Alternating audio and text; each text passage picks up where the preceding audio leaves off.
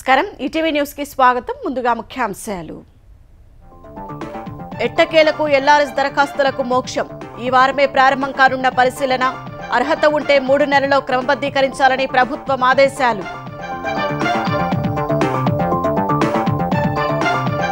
నేడు తెలంగాణ కేబినెట్ సమావేశం కొత్త రేషన్ కార్డుల జారీ విధి విధానాలపై చర్చ బీపీఎల్ సవరణకు ఉపసంఘాన్ని ఏర్పాటు చేసే అవకాశం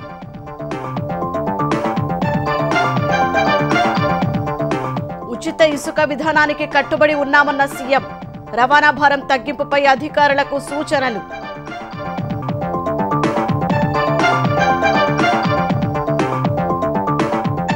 శ్రీశైలం మడకశిరలో చంద్రబాబు పర్యటన గుండుమలలో ఎన్టీఆర్ భరోసా పింఛన్ల పంపిణీ ప్రభుత్వ పథకాల లబ్ధిదారులతో ముఖాముఖి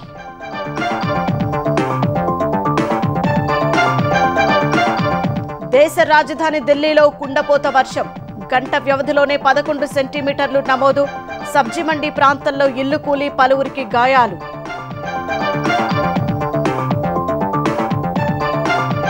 ఎస్సీ ఎస్టీ వర్గీకరణపై నేడు సుప్రీంకోర్టు తీర్పు రాష్ట్రాలకు అధికారంపై స్పష్టత ఇవ్వనున్న రాజ్యాంగ ధర్మాసనం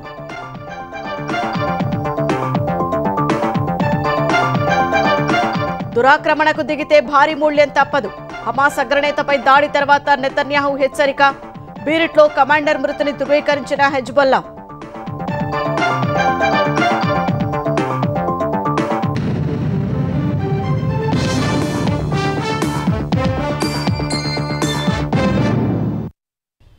ఎట్టకేలకు చాలా కాలంగా పెండింగ్ లో ఉన్న ఎల్ఆర్ఎస్ దరఖాస్తులను పరిశీలించాలని తెలంగాణ ప్రభుత్వం నిర్ణయం తీసుకుంది ఈ వారం నుంచే దరఖాస్తులను పరిశీలించాలని అధికార యంత్రాంగానికి ఆదేశాలు జారీ చేసింది అర్హత ఉంటే 3 నెలల క్రమబద్ధీకరించాలని ప్రభుత్వం సూచించింది ప్లాట్లను 3 దశల్లో లేఅవుట్లను 4 దశల్లో క్రమబద్ధీకరించాలని మార్గదర్శకాలు జారీ చేసింది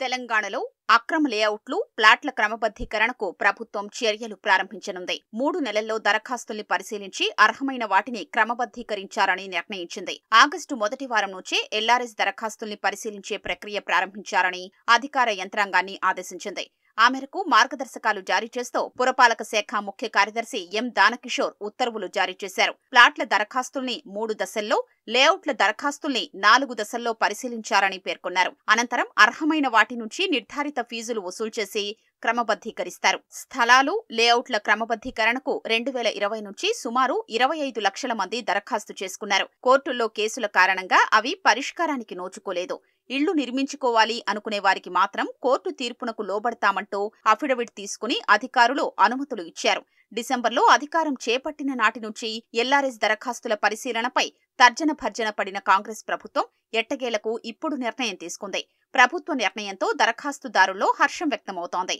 ఎల్ఆర్ఎస్ దరఖాస్తుల్ని సెంటర్ ఫర్ గుడ్ గవర్నెన్స్ ముందస్తు పరిశీలిస్తుంది నిబంధనల ఆధారంగా కంప్యూటర్ ద్వారా వడపోత జరుగుతుంది ఆయా ఆస్తులు నిషేధిత జాబితాలో ఉంటే గుర్తించి దరఖాస్తుదారులకు సమాచారం పంపుతుంది దరఖాస్తుదారుడు పూర్తిస్థాయి పత్రాలు ఇవ్వకుంటే దానిపైన సమాచారాన్ని పంపుతుంది అనంతరం మిగిలిన దరఖాస్తుల్ని రెవెన్యూ నీటిపారుదల టౌన్ ప్లానింగ్ పంచాయతీ అధికారుల బృందం క్షేత్రస్థాయిలో పరిశీలిస్తుంది నాలాలు చెరువులు వారసత్వ సంపద శిఖం దేవాదాయ ఇనాం భూములు తదితర కోణాల్లో పరిశీలించి అభ్యంతరాల్ని నమోదు చేస్తారు ఆయా వివరాల్ని సీజీజీ రూపొందించిన సెల్ఫోన్ యాప్లో నమోదు చేస్తారు 2వ దశలో మరింత అధ్యయనం చేసి అర్హమైనవైతే నిర్ధారిత ఫీజు చెల్లించారని దరఖాస్తుదారులకు నోటీసులు జారీ చేస్తారు క్షేత్రస్థాయి పరిశీలనలో అర్హమైనవి కాదని గుర్తిస్తే ఆ దరఖాస్తుల్ని తిరస్కరిస్తారు ఆ మేరకు దరఖాస్తుదారులకు సమాచారమిస్తారు 3వ దశలో అర్హమైన దరఖాస్తుదారులు ఫీజులు చెల్లించినట్లు నిర్ధారించాక క్రమబద్ధీకరణ ఉత్తర్వులు జారీ చేస్తారు లేఅవుట్ల విషయంలో అదనపు కలెక్టర్ ఆధ్వర్యంలోని వివిధ విభాగాల అధికారులు పరిశీలన చేస్తారు క్రమబద్ధీకరణ దరఖాస్తులపై జారీ చేసిన నోటీసులకు సంబంధించిన సమస్యల్ని నివృత్తి చేసేందుకు అన్ని జిల్లా కలెక్టరేట్లు స్థానిక సంస్థల కార్యాలయాల్లో సహాయ కేంద్రాలు ఏర్పాటు చేయాలని ప్రభుత్వం స్పష్టం చేసింది greater Hyderabad municipal corporation Hyderabad metropolitan development authority మున్సిపాలిటీలు మినహా మిగిలిన ప్రాంతాల దరఖాస్తుల్ని జిల్లా కలెక్టర్లు పర్యవేక్షించాలని ఉత్తర్వుల్లో పేర్కొంది ఎల్ఆర్ఎస్ దరఖాస్తుల పరిష్కార ప్రక్రియలో భాగస్వాములయ్యే అన్ని స్థాయిల సిబ్బంది అధికారులకు శిక్షణ ఇవ్వాలని ప్రభుత్వం ఆదేశించింది కొత్త రేషన్ కార్డుల జారీకి విధి విధానాలు సహా పలు కీలక అంశాలపై చర్చించి నిర్ణయం తీసుకునేందుకు ఇవాళ తెలంగాణ మంత్రివర్గం సమావేశం కానుంది. మధ్యాహ్నం 2:30 గంటలకు అసెంబ్లీ కమిటీ హాల్లో సీఎం రేవంత్ రెడ్డి అధ్యక్షతన ఈ భేటీ జరగనుంది. 6 గ్యారంటీలతో పాటు ఇతర సంక్షేమ పథకాలకు తెల్ల రేషన్ కార్డును ప్రామాణికంగా తీసుకుంటున్న ప్రభుత్వం వాటి కోసం ప్రజలు పెద్ద సంఖ్యలో దరఖాస్తులు చేసుకోవడంతో కొత్త కార్డులు జారీ చేయాలని నిర్ణయించింది. ఈ నేపథ్యంలో అర్హులందరికీ కొత్త రేషన్ కార్డులు ఇవ్వనున్నట్లు పౌర సరఫరాల శాఖ మంత్రి ఉత్తమ్ కుమార్ రెడ్డి 2 రోజుల క్రితం అసెంబ్లీలో ప్రకటించారు. రేషన్ కార్డుల జారీకి అర్హతలు విధి విధానాలపై మంత్రివర్గం నిర్ణయం తీసుకుంటుందని చెప్పారు. దారిద్ర్య రేఖకు దిగువన ఉండే బీపీఎల్ కుటుంబాలకే రేషన్ కార్డులు ఇవ్వనున్నారు. అయితే బీపీఎల్ నిర్వచనాన్ని సవరించే అవకాశం ఉంది. ఇంతవరకు పట్టణాల్లో 2 లక్షలు, గ్రామాల్లో 1,50,000 వార్షిక ఆదాయం కలిగిన కుటుంబాలను బీపీఎల్గా పరిగణిస్తున్నారు. అయితే ఆయా కుటుంబాల గరిష్ట ఆదాయం, భూమి పరిమితిని నిర్ణయించేందుకు మంత్రివర్గ ఉపసంఘాన్ని ఏర్పాటు చేసే అవకాశం ఉన్నట్లు తెలుస్తోంది. ఔటర్ రింగ్ రోడ్డు వరకు ఉన్న నగరపాలికలు, పురపాలికలను జీహెచ్ఎంసీలో విలీనం చేసే అంశం కూడా కేబినెట్లో చర్చకు వచ్చే అవకాశం ఉంది. కొత్త వైద్య కళాశాలలకు భూ కేటాయింపులు, జాబ్ క్యాలెండర్, ప్రజావాణి దరఖాస్తుల పరిష్కారం, గవర్నర్ కోట ఎమ్మెల్సీల నియామకం తదితర అంశాలు ఇవాల్టి కేబినెట్ సమావేశంలో చర్చించే అవకాశం ఉందని సంబంధిత వర్గాలు తెలిపాయి. కొందరు ఎమ్మెల్యేల సభ్యత్వాలు రద్దయ్యే అవకాశం లేకపోలేదని సీఎం రేవంత్ రెడ్డి అన్నారు. గతంలో కోమటిరెడ్డి వెంకటరెడ్డి, సంపత్ కుమార్ శాసనసభ సభ్యత్వాలు రద్దు చేయలేదా అని గుర్తు చేశారు. గతంలో కొన్ని సంప్రదాయాలు నెలకొల్పారని, తనను ఏ రోజు కూడా అసెంబ్లీలో కూర్చోనివ్వలేదని రేవంత్ రెడ్డి అన్నారు. తనను 10 మంది భారాస ఎమ్మెల్యేలు కలిసినట్లు తెలిపారు. తెలంగాణ శాసనసభ ఇవాల్టికి వాయిదా పడిన తర్వాత సీఎం రేవంత్ రెడ్డి మీడియాతో ఇష్టాగోష్ఠిగా మాట్లాడారు. గందరగోళం చేసేందుకే కేటీఆర్ సభకు వస్తున్నారని విమర్శించారు. తాము సరిపోతామంటే శాసనసభ పక్షనేతగా కేసీఆర్ ఎందుకు, కేటీఆర్ ఉండొచ్చు కదా అని సీఎం అన్నారు. బాధ్యత లేని వ్యక్తి కేసీఆర్ అని, అధికారం లేకపోతే ప్రజలు అవసరం లేదన్నట్లు వ్యవహరిస్తున్నారని మండిపడ్డారు. ఉమ్మడి ఆంధ్రప్రదేశ్లో కూడా బడ్జెట్పై ఇంత సుదీర్ఘ చర్చ జరగలేదన్నారు. ప్రజాసమబద్ధంగా సభ నడుస్తోందని, ఒక్కరోజు ఏకంగా 17 గంటల పాటు సమావేశం జరిగిందని సీఎం రేవంత్ రెడ్డి తెలిపారు. అసెంబ్లీ సమావేశాల్లో ఇవాళ హైదరాబాద్ మెట్రో సిటీలో సుస్థిర పట్టణాభివృద్ధిపై స్వల్పకాలిక చర్చ జరగనుంది. అదేవిధంగా స్కిల్ యూనివర్సిటీ, సివిల్ కోర్టుల చట్ట సవరణ, తెలంగాణ చట్టాల బిల్లులపై చర్చించనున్నారు. శాసనమండలి, శాసనసభ రెండింటిలోనూ ప్రశ్నోత్తరాలు రద్దు చేశారు. శాసనసభలో ప్రవేశపెట్టిన బిల్లులపై చర్చ అనంతరం మండలిలోనూ చర్చించి ఆమోదించుకోవాల్సి ఉంది. ఉదయం 9 గంటలకు రాజ్భవన్లో గవర్నర్ బిష్ణుదేవ్ వర్మతో భేటీ అనంతరం సీఎం రేవంత్ రెడ్డి సమావేశాలకు హాజరు కానున్నారు. సాయంత్రం 4 గంటలకు రంగారెడ్డి జిల్లా కందుకూరు మండలం మీర్ఖాన్పేట వద్ద యంగ్ ఇండియా స్కిల్ యూనివర్సిటీకి సీఎం రేవంత్ రెడ్డి భూమి పూజ చేయనున్నారు. బీఆర్ఎస్ సీనియర్ మహిళా ఎమ్మెల్యేలు సబితా ఇంద్రారెడ్డి, సునీత లక్ష్మారెడ్డిపై చేసిన వ్యాఖ్యలకు నిరసనగా సీఎం రేవంత్ రెడ్డి దిష్టిబొమ్మల దహనానికి ఆ పార్టీ పిలుపునిచ్చింది. తెలంగాణ సంస్కృతిలో ఆడబిడ్డలకు ప్రత్యేక గౌరవం, స్థానం ఉందన్న కనీస సోయి లేకుండా అసెంబ్లీ సాక్షిగా సీఎం తన స్థాయిని మరిచి చేసిన నీచమైన వ్యాఖ్యలను ప్రతి ఒక్కరూ ఖండించాలని బీఆర్ఎస్ కార్యనిర్వాహక అధ్యక్షుడు కేటీఆర్ కోరారు. సుదీర్ఘకాలం పాటు ప్రజల మన్ననను అందుకుంటూ ప్రజాసేవ చేస్తున్న 2 సీనియర్ మహిళా సభ్యులపై అహంకారంతో రేవంత్ రెడ్డి చేసిన వ్యాఖ్యలు తెలంగాణ ఆడబిడ్డలందరి మనసులను నొప్పించాయని ఆవేదన వ్యక్తం చేశారు. సీఎం రేవంత్ రెడ్డి తన వ్యాఖ్యలను ఉపసంహరించుకుని అసెంబ్లీ సాక్షిగా తెలంగాణ ఆడబిడ్డలకు బేషరతుగా క్షమాపణ చెప్పాలని డిమాండ్ చేశారు. గత ప్రభుత్వంలో మైనింగ్ శాఖలో అక్రమాలను పూర్తిగా తవ్వితీయాలని ముఖ్యమంత్రి చంద్రబాబు ఆదేశించారు. ఇసుక, సిలికా, క్వార్ట్జ్ తవ్వకాల అక్రమాలపై ఆధారాలు పక్కాగా సేకరించాలని సూచనలు చేశారు. మైనింగ్ శాఖపై సమీక్ష నిర్వహించిన సీఎం ఉచిత ఇసుక విధానానికి కట్టుబడి ఉన్నామని స్పష్టం చేశారు. రవాణా భారం తగ్గించే అంశంపై దృష్టి పెట్టాలని అధికారులను నిర్దేశించారు. గత 5 ఏళ్లలో మైనింగ్ శాఖ కార్యకలాపాలు, ఆదాయ వ్యవహారాలపై ముఖ్యమంత్రి చంద్రబాబు సమీక్ష నిర్వహించారు. 2014 నుంచి 19 మధ్య మైనింగ్ శాఖ ఆదాయంలో 24% వృద్ధి సాధిస్తే 2019-24 మధ్య 7% పడిపోయిందని అధికారులు వివరించారు. అస్తవ్యస్త విధానాలు, అక్రమాల వల్ల ప్రభుత్వం 9,750 కోట్ల ఆదాయం నష్టపోయిందని వివరించారు.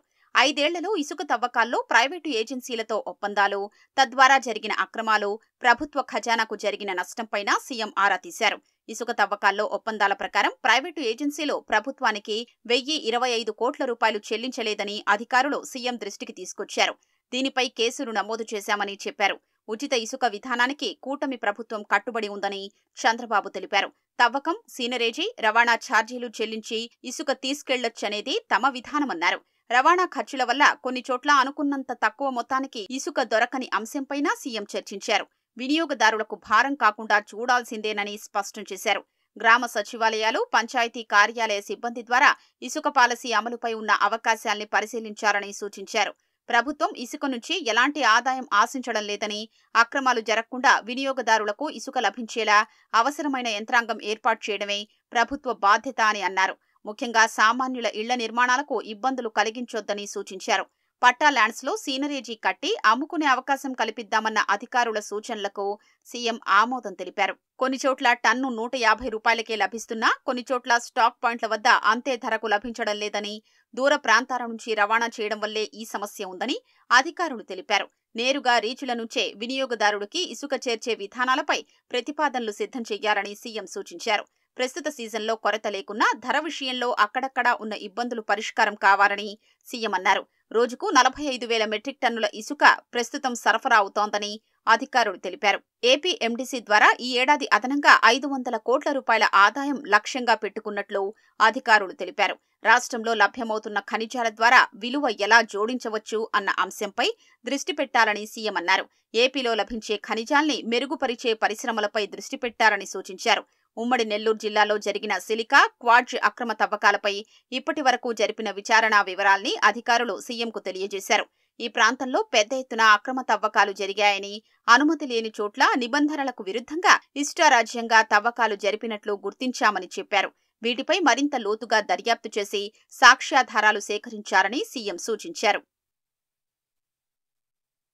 చంద్రబాబు నాయుడు ఇవాళ శ్రీ సత్యసాయి జిల్లాలో పర్యటించనున్నారు. మడకశిర మండలం గుండుమల గ్రామంలో లబ్ధిదారులకు పింఛన్లు అందజేయనున్నారు. శ్రీశైలం ప్రాజెక్టును సందర్శించిన తర్వాత సీఎం చంద్రబాబు గుండమల గ్రామానికి చేరుకుంటారు. ఎన్టీఆర్ పింఛన్ భరోసా పేరుతో అందించే సామాజిక పింఛన్లను లబ్ధిదారుల ఇళ్ల వద్దకు వెళ్లి పంపిణీ చేయనున్నారు. సీఎం చంద్రబాబు పర్యటన నేపథ్యంలో మంత్రులు పయ్యావుల కేశవ్, సత్యకుమార్, సవిత, ఎమ్మెల్యే ఎంఎస్ రాజు ఏర్పాట్లను పరిశీలించి అధికారులకు పలు సూచనలు చేశారు. చంద్రబాబు నాయుడు గారే ఎన్టీఆర్ భరోసా పెన్షన్ ఇవ్వటానికి గుండమల విలేజ్కి వచ్చి అక్కడ పెన్షన్స్ ఇచ్చి, దానితో పాటు అక్కడ గ్రామస్తులతో అందరితోనూ సమావేశమై వాళ్ళ సమస్యలు తెలుసుకొని, మరియు సిరికల్చర్ రైతులతోనూ సిరికల్చర్ తోట, మల్బరీ తోట మరియు సిరికల్చర్ షెడ్ కూడా చూసి, అలాగే కరియమ్మ దేవాలయం కూడా దర్శిస్తారు. వైసీపీ 5 ఏళ్ల పాలనలో సాగునీటి ప్రాజెక్టులు, సంబంధిత వ్యవస్థలు ధ్వంసమయ్యాయని ఏపీ జలవనరుల శాఖ మంత్రి నిమ్మల రామనాయుడు ఆరోపించారు. పల్నాడు జిల్లా వెనుకొండ మండలం చీకటిగలపాలెంలోని గుండ్లకమ్మ చెక్ డ్యాంను పరిశీలించిన అనంతరం మంత్రి ఈ వ్యాఖ్యలు చేశారు. శ్రీశైలం వెళ్తూ మార్గ మధ్యలో గుండ్లకమ్మ చెక్ డ్యాంను సందర్శించిన మంత్రి నిమ్మల మరిన్ని చెక్ డ్యాంల నిర్మాణానికి చర్యలు తీసుకుంటామని హామీ ఇచ్చారు. 10 కిలోమీటర్లకో 15 కిలోమీటర్లకో ఒక చెక్ డ్యామ్ని కనుక నిర్మాణం చేసుకున్నట్లయితే ఇది వర్షం ద్వారా వచ్చేటువంటి అదనపు నీటిని నిల్వ చేసుకునేటువంటి విధంగా ఉంటుందని చెప్పడం జరిగింది. ఆ యొక్క చెక్ డ్యామ్ను కూడా మనం తక్కువకి ఇంకా ఏమైనా చేయగలుగుతామో, ఏదైనా ఎట్లా అనేది కూడా కాస్ట్ కూడా అది కూడా క్యాలిక్యులేట్ చేసుకుని ఆ విషయం కూడా పరిశీలించి ప్రజలకు ఉపయోగపడే విధంగా పనిచేస్తామని చెప్పేసి కూడా తెలియజేసుకుంటూ, అదేవిధంగా ఎన్ఎస్పి మెయిన్ కెనాల్ నుంచి కూడా ఒక తూము లాంటిది ఉంటే ఏమైనా ఎక్సెస్ వాటర్ ఉన్నప్పుడు కనీసం ఆ వాటర్ను కొంత వీళ్ళు యూటిలైజ్ చేసుకోవడానికి అవకాశం ఉంటుంది. ఆంధ్రప్రదేశ్లో తొలిసారి బీసీ సామాజిక వర్గానికి చెందిన న్యాయవాది మెండా లక్ష్మీనారాయణ పీపీగా నియమితులయ్యారు. ఈ మేరకు న్యాయశాఖ ఇన్ఛార్జి కార్యదర్శి ఉత్తర్వులు జారీ చేశారు. హైకోర్టులో ప్రాసిక్యూషన్లు, క్రిమినల్ కేసుల అప్పీళ్ల విచారణ తదితర కేసుల్లో ఏపీ ప్రభుత్వం తరపున ఆయన వాదనలు వినిపిస్తారు. శ్రీకాకుళం జిల్లా చిన్నతుంగం గ్రామానికి చెందిన లక్ష్మీనారాయణ టెక్కలలో డిగ్రీ, విజయనగరంలో బీఎడ్, ఆంధ్ర యూనివర్సిటీలో ఎల్ఎల్బీ, నాగార్జున యూనివర్సిటీలో ఎంఎస్సీ, ఉస్మానియా యూనివర్సిటీలో ఎల్ఎల్ఎం పూర్తి చేశారు. 2009లో న్యాయవాదిగా బార్ కౌన్సిల్లో పేరు నమోదు చేసుకున్నారు. మరో 14 మంది న్యాయవాదులను సహాయ ప్రభుత్వ న్యాయవాదులుగా నియమిస్తూ ఏపీ ప్రభుత్వం ఉత్తర్వులు జారీ చేసింది. విద్యా ఉద్యోగాల్లో రిజర్వేషన్ల కోసం షెడ్యూల్డ్ కులాలు, షెడ్యూల్డ్ తెగలను ఉపకులాలుగా వర్గీకరణ చేయడానికి రాష్ట్రాలకు అధికారం ఉందా లేదా అనే అంశంపై సుప్రీంకోర్టు ఇవాళ తీర్పు ఇవ్వనుంది. సుప్రీంకోర్టు ప్రధాన న్యాయమూర్తి జస్టిస్ డివై చంద్రచూడ్ నేతృత్వంలోని 7 సభ్యుల రాజ్యాంగ ధర్మాసనం తీర్పు ఇవ్వనుంది. శతాబ్దాలుగా బహిష్కరణ, వివక్ష, అవమానాలకు గురవుతున్న ఎస్సీలను ఉపకులాలుగా వర్గీకరణ చేయాల్సిన అవసరం లేదని 2004లో ఇచ్చిన తీర్పును సమీక్షించాలని పలు రాష్ట్రాలు సుప్రీంకోర్టును ఆశ్రయించాయి. మొత్తం 24 పిటిషన్లను కలిపి విచారణ జరిపిన రాజ్యాంగ ధర్మాసనం ఫిబ్రవరి 8న తీర్పును వాయిదా వేసింది. చిన్నయ్య కేసులో రాజ్యాంగంలోని ఆర్టికల్ 341 ప్రకారం రాష్ట్రపతి జాబితా నుంచి ఎస్సీలుగా పరిగణించే కులాలను పార్లమెంటు మాత్రమే మినహాయించగలదని సుప్రీం తీర్పునిచ్చింది. రాష్ట్ర శాసనసభలకు అధికారం లేదని స్పష్టం చేసింది. తెలుగుదేశం పార్టీ కేంద్ర కార్యాలయంలో మంత్రులు నిర్వహిస్తున్న ప్రజా వినతుల స్వీకరణ కార్యక్రమానికి విశేష స్పందన లభిస్తోంది. వివిధ ప్రాంతాలకు చెందిన బాధితులు తమ సమస్యలను వినతి పత్రాల రూపంలో అందజేస్తున్నారు. వైసీపీ నేతల భూ కబ్జాలు, అక్రమ కేసులు, బిల్లులు చెల్లించకపోవడం వంటి సమస్యలపైనే పెద్ద సంఖ్యలో ఫిర్యాదులు అందినట్లు మంత్రి పార్థసారథి తెలిపారు. తమ భూమి లాక్కుని ఇబ్బంది పెడుతున్నారని ఆచంట నియోజకవర్గానికి చెందిన కొవ్వూరి భాస్కర్ రెడ్డి ఫిర్యాదు చేశారు. చిత్తూరు జిల్లాలో ఇంటర్ విద్యార్థిని మాజీ మంత్రి నారాయణస్వామి బంధువులు అత్యాచారం చేసి ఆత్మహత్యగా చిత్రీకరించి కేసును నీరుగారుస్తున్నారని, నిందితులను శిక్షించాలని వడ్డెర సంఘం నేతలు మంత్రికి వినతి పత్రం సమర్పించారు. అర్జీలను సంబంధిత శాఖలకు పంపి సమస్యల పరిష్కారానికి కృషి చేయనున్నట్లు మంత్రి పార్థసారథి హామీ ఇచ్చారు. మహిళల ఆర్థిక స్వావలంబనకు తమ ప్రభుత్వం ముందు చూపుతో స్వయం సహాయక సంఘాల పురోభివృద్ధి కోసం నిధులు కేటాయించినట్లు ఏపీ పౌర సరఫరాల శాఖ మంత్రి నాదెండ్ల మనోహర్ చెప్పారు. గుంటూరు జిల్లా పెదరావూరులోని శ్రీ లక్ష్మీ కళ్యాణ మండపంలో పొదుపు సంఘాల మహిళల కోసం నిర్వహించిన చెక్కుల పంపిణీ కార్యక్రమానికి ఆయన ముఖ్య అతిథిగా హాజరయ్యారు. కూటమి ప్రభుత్వం ఏర్పడ్డాక మహిళా సాధికారతే లక్ష్యంగా పొదుపు సంఘాల సభ్యులకు తమ ప్రభుత్వం అండగా ఉంటుందని మంత్రి హామీ ఇచ్చారు. రాబోయే రోజుల్లో కొంతవరకు మనం ఉపాధి అవకాశాలు కల్పించుకోవాలి. చిన్న చిన్న యూనిట్స్ మీరు ఏర్పాటు చేయండి. అది ఉన్న శానిటేషన్ విషయంలో కానివ్వండి, చిన్న చిన్న క్యాంటీన్లు కానివ్వండి, లేదా ఇందాక నేను చెప్పినట్టు కుట్టు మెషిన్ల కేంద్రాలు కానివ్వండి, లేదా మీరు చిన్న బట్టల వ్యాపారాలు చేసుకోవాలన్నా కూడా ఆ వివరాలు మీరు తప్పకుండా మన ఏపీఎం గారికి ఇస్తే మీరెవరు కూడా ఇబ్బంది పడకుండా మేమే బ్యాంకర్లతో కూర్చొని ఆ రుణాలు వచ్చేటట్టు తప్పకుండా మేము ఆ ప్రయత్నం చేస్తాం. సుసంపన్న వారసత్వం, అపార వనరులున్న తెలంగాణ అభివృద్ధికి సంపూర్ణంగా సహకరిస్తారని గవర్నర్ జిష్ణుదేవ్ వర్మ స్పష్టం చేశారు. గవర్నర్గా ప్రమాణ స్వీకారం చేసిన ఆయన ప్రజలకు కృతజ్ఞతలు తెలిపారు. ఈ మేరకు గవర్నర్ కార్యాలయం లేఖ విడుదల చేసింది. త్రిపుర నుంచి వచ్చిన తాను గొప్ప సంస్కృతి, సుసంపన్నమైన వారసత్వ సంపద, సారవంతమైన నేలలతో దేశ నడిబొడ్డున ఉన్న తెలంగాణకు సేవ చేయడం గర్వంగా ఉందన్నారు. తెలంగాణ చైతన్యవంతమైన ప్రాంతమన్న ఆయన వ్యాపారాలకు సైతం కేంద్ర బిందువుగా మారిందన్నారు. తెలంగాణలో యువకుడు ముఖ్యమంత్రిగా ఉన్నారని, మంచి మంత్రివర్గం ఉందని, వారితో కలిసి రాష్ట్ర అభ్యున్నతికి పాటుపడతారని తెలిపారు. రైతు రుణమాఫీ గురించి ప్రస్తావించిన ఆయన రైతులను రుణ విముక్తులను చేసిందన్నారు. సామాజిక న్యాయం చివరి వ్యక్తికి సైతం అందాలని గవర్నర్ ఆకాంక్షించారు. ఖమ్మం నుంచి సూర్యాపేటకు వెళ్లే జాతీయ రహదారి ప్రవేశం వద్ద పై వంతెన నిర్మాణానికి నేషనల్ హైవే అథారిటీ ఆమోదం తెలిపింది. ఈ మేరకు మంత్రులు తుమ్మల నాగేశ్వరరావు, కోమటిరెడ్డి వెంకటరెడ్డి ప్రతిపాదనలు చేయగా పై వంతెన నిర్మాణానికి ఎన్హెచ్ఏఐ అంగీకారం తెలిపింది. సత్వరమే నిర్మాణ పనులు చేపట్టాలని ఎన్హెచ్ఏఐ అధికారులను మంత్రులు కోరారు. దీనివల్ల ఖమ్మం నుంచి సూర్యాపేటకు వచ్చే వాహనదారుల కష్టాలు తీరనున్నాయని తుమ్మల తెలిపారు. తెలంగాణలో ఇంజనీరింగ్ బి కేటగిరీ సీట్ల భర్తీకి సంబంధించిన షెడ్యూల్ను ఉన్నత విద్యామండలి విడుదల చేసింది. ఈ నెల 29లోపు అడ్మిషన్లు పూర్తి చేయాలని పేర్కొనడంతో పాటు సెప్టెంబర్ 10వ తేదీలోపు కాంపిటెంట్ అథారిటీకి ప్రవేశాల జాబితా అందించాలని స్పష్టం చేసింది. ఈ మేరకు ఉన్నత విద్యామండలి మార్గదర్శకాలు విడుదల చేసింది. ఇంజనీరింగ్ కళాశాలల యాజమాన్యాలు తప్పకుండా 3 ప్రధాన దినపత్రికల్లో ప్రవేశాల షెడ్యూల్ను ప్రచురించడంతో పాటు ఒక్కో బ్రాంచ్లో ఉన్న సీట్ల సంఖ్యతో పాటు దరఖాస్తు విధానం, ఫీజు వివరాలు పేర్కొనాలని సూచించింది. నిబంధనలకు లోబడి సీట్ల కేటాయింపు జరపాలని, ఎన్ఆర్ఐ కోటాలో కనీసం 50% మార్కులతో ఉత్తీర్ణత సాధించిన వారికే సీట్లు కేటాయించాలని ఉన్నత విద్యామండలి స్పష్టం చేసింది. హమాస్ చీఫ్ ఇస్మాయిల్ హనియే హత్య నేపథ్యంలో మధ్యప్రాచ్యంలో యుద్ధ మేఘాలు కమ్ముకుంటున్నాయి. తమ గడ్డపై హనియేను హత్య చేయడాన్ని తీవ్రంగా పరిగణిస్తూ ఇరాన్ చేసిన హెచ్చరికపై ఇజ్రాయెల్ కూడా ఘాటుగానే స్పందించింది. ఇజ్రాయెల్పై ఎవరు దాడి చేసినా భారీ మూల్యం చెల్లించుకోక తప్పదని ఇజ్రాయెల్ ప్రధాని బెంజమిన్ నెతన్యాహు హెచ్చరించారు. తమ దేశానికి అతిథిగా వచ్చిన హనియేను హత్య చేసినందుకు ఇజ్రాయెల్పై ప్రతీకారం తప్పదని Iran supreme leader Sayyed Ali Hosseini Khamenei హెచ్చరించిన నేపథ్యంలో ఆయన ఈ మేరకు స్పందించారు. ఇటు లెబనాన్లో మంగళవారం ఇజ్రాయెల్ జరిపిన డ్రోన్ దాడిలో తమ సీనియర్ కమాండర్ ఫౌద్ శుక్ర్ మరణించినట్లు హెజ్బుల్లా మిలిటెంట్ సంస్థ ధృవీకరించింది. శిథిలాల నుంచి తమ కమాండర్ మృతదేహాన్ని బయటికి తీసినట్లు పేర్కొంది. 3 రోజుల క్రితం ఇజ్రాయెల్ ఆక్రమిత గోలాన్ హైట్స్లోని ఫుట్బాల్ మైదానంపై జరిగిన క్షిపణి దాడిలో 12 మంది యువకులు మరణించారు. ఆ దాడి సూత్రధారి ఫౌద్ శుక్రు అని ఆరోపించిన ఇజ్రాయెల్ ఆయనే లక్ష్యంగా బీరుట్లో దాడి చేసింది. దేశ రాజధాని ఢిల్లీలో వాన దంచికొట్టింది. రెడ్ అలర్ట్ జారీ చేసిన వాతావరణ శాఖ తప్పనిసరి కాని ప్రయాణాలు మానుకోవాలని సూచించింది. గాజీపూర్ కాలువలో పడి తల్లి బిడ్డ మృతి చెందగా సబ్జీ మండీలో ఓ ఇల్లు కూలి పలువురు గాయపడ్డారు. రోడ్లపై పెద్ద మొత్తంలో వాన నీరు నిలవడంతో వాహనాల రాకపోకలకు తీవ్ర అంతరాయం ఏర్పడింది. 10 విమానాలను దారి మళ్లించారు. అటు ఉత్తరప్రదేశ్, ఉత్తరాఖండ్, హర్యానాతో పాటు కర్ణాటకలోని కొన్ని చోట్ల భారీ వర్షాలు కురుస్తున్నాయి. ఢిల్లీలో భారీ వర్షాల కారణంగా వాతావరణ శాఖ రెడ్ అలర్ట్ ప్రకటించింది. గాజీపూర్లో కాల్వలో ఓ మహిళ, ఆమె 3 ఏళ్ల బాలుడు మృతి చెందారు. బుధవారం సాయంత్రం నుంచి కురుస్తున్న కుండపోత వర్షానికి అనేక ప్రాంతాలు జలమయమయ్యాయి. కన్నాట్ ప్లేస్, కుతుబ్ మినార్, లుటియన్స్ దిల్లీ, కశ్మీర్ గేట్, కరోల్ బాగ్, ప్రగతి మైదాన్, ఐటీఓ, ఎయిమ్స్, మాన్సింగ్ రోడ్, మింటో రోడ్, పార్లమెంట్, నౌరోజీ నగర్ సహా అనేక ప్రాంతాల్లో వాననీరు నిలిచిపోయింది. చాలా చోట్ల నడుము లోతు వరకు వాననీరు నిలవడంతో వాహనాల రాకపోకలకు తీవ్ర అంతరాయం ఏర్పడింది. ఫలితంగా ఢిల్లీ వాసులు అర్ధరాత్రైనా ఇళ్లకు చేరుకోలేకపోయారు. వరద తీవ్రత దృష్ట్యా ట్రాఫిక్ పోలీసులు చాలా మార్గాల్లో రాకపోకలను నిలిపేశారు. భారీ వర్షానికి సబ్జీ మండిలో ఓ ఇల్లు కూలింది.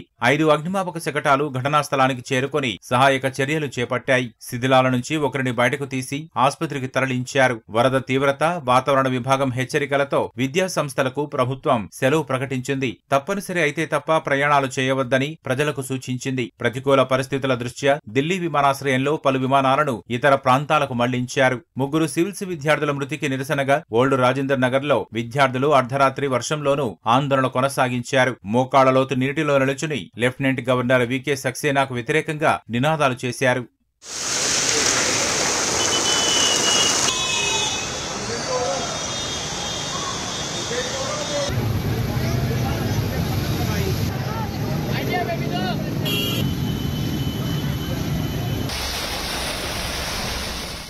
ఉత్తరప్రదేశ్, ఉత్తరాఖండ్, హర్యానాల్లో కూడా భారీ వర్షాలు కురుస్తున్నాయి. హరిద్వార్లో ఓ ఇల్లు కూలి 3 బలి కాగా 6 గాయపడ్డారు. తెహ్రీ జిల్లాలో వరద పోటెత్తడంతో ఒక కుటుంబం గల్లంతైంది. సుఖీ నదిలో కన్వారియాల రేషన్ లోడు ఉన్న ట్రక్కు కొట్టుకుపోయింది. హర్యానాలో చాలా ప్రాంతాల్లో రోడ్లు చెరువులను తలపించాయి. వాహనదారులు వరదలో ఇళ్లకు వెళ్లటానికి తీవ్రంగా ఇబ్బంది పడ్డారు. కర్ణాటకలోని ఉడిపి, దక్షిణ కన్నడ జిల్లాల్లో భారీ వర్ష సూచన నేపథ్యంలో విద్యా సంస్థలకు ఇవాళ సెలవు ప్రకటించారు. సముద్ర, నదీ తీరాలు, కొండ ప్రాంతాలకు వెళ్లొద్దని సమీప ప్రాంతాల ప్రజలను అధికారులు అప్రమత్తం చేశారు.